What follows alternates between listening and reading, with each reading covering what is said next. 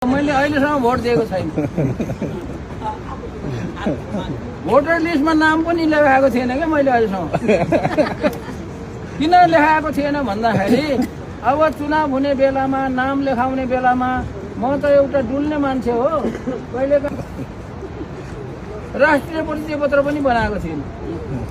अस्ति मन्त्री भएर त्यहाँ सोधे मन्त्रालयमा बनाएको छैन, मैले भोटर लिस्टमा नाम लेखेको छैन भनेको बनाइदिइहाल्यो। त्यहाँ छिटो छिटो अहिले यस उम्मेदवार हुनै पाउने रहेन, भेटाउनै पाउने।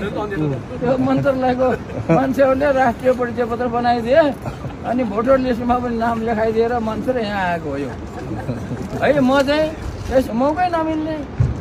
भोट चुनाव हुँदाखेरि कहाँ होइन्छ, नाम लेखाउने बेला कहाँ होइन्छ, कहाँ लेख्ने, त्यस्तो भएर म अहिलेसम्म भोट नदिएको कारण